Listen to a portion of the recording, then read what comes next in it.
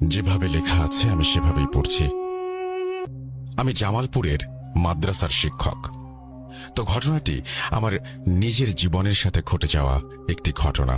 ভালো লাগলে অবশ্যই পড়ে শোনাবেন। ঘটনাটি ঘটেছে আজ থেকে প্রায় 7 বছর আগে, রমজান মাসে। সালটা 2016। আমি একজন কুরআনের হাফেজ। তো রমজান মাসে আমাকে এক মসজিদে তারাবি নামাজের জন্য নেওয়া হয়।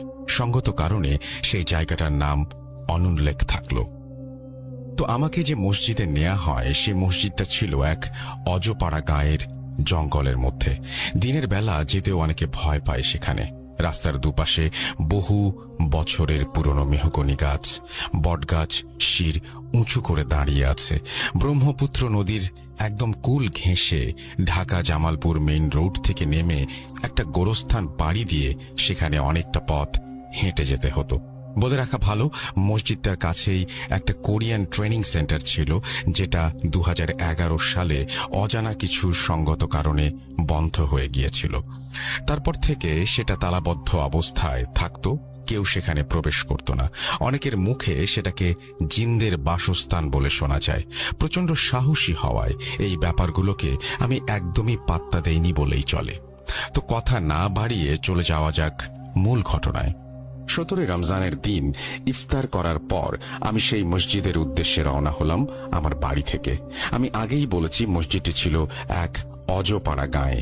অন্যান্য সময় দিনের বেলা যেখানে মানুষের আনাগোনা দেখতে পাওয়া দুষ্কর ব্যাপার, সেইখানে রমজান মাসে ইফতারের পর মানুষের আনাগোনা দেখতে পাওয়া তো বিশাল বিলাসিতার ব্যাপার। ঝলমলে পূর্ণিমার আলোয় জনমানবহীন রাস্তায় আমি হাঁটছি। আমার হাতে থাকা স্মার্টফোনের ফ্ল্যাশ লাইট আর আমার হাঁটার শব্দ ছাড়া আর কোনো কাক পক্ষীরও কোনো অস্তিত্ব নেই বললেই চলে সেই গাঁয়ের মেঠো পথে। তো আমি যখন সেই গোরস্থানটা পার হয়ে সেই ট্রেনিং সেন্টারের মেইন গেটের সামনে গিয়ে পৌঁছেছি, আচমকা বিশাল এক বজ্রপাতের আওয়াজ হলো সেই গেটে। যেন বজ্রপাতটা সেই গেটকে উদ্দেশ্য করেই হয়েছে। হয়তো অনেকেই ভাবতে পারেন এটা ইলেকট্রিসিটির কোনো দুর্ঘটনার জন্য হয়েছে, যেমনটা আমি তৎক্ষণাৎ ভেবেছিলাম। হঠাৎ করে মনে হলো পরিত্যক্ত একটি কোরিয়ান সেন্টারে ইলেকট্রিসিটি আসবে কোথা থেকে। এইটা ভেবে প্রচণ্ড সাহসী থাকা সত্ত্বেও কেমন যেন সারা শরীরে একটা ঝাঁকুনি দিয়ে উঠল।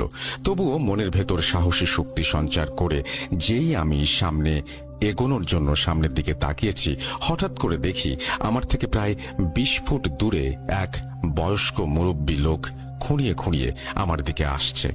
এমন অবস্থায় একটা মানুষকে দেখতে পেয়ে মনে অনেকটা প্রশান্তির হাওয়া বইতে লাগলো। আমি একটা বিষয় খেয়াল করলাম,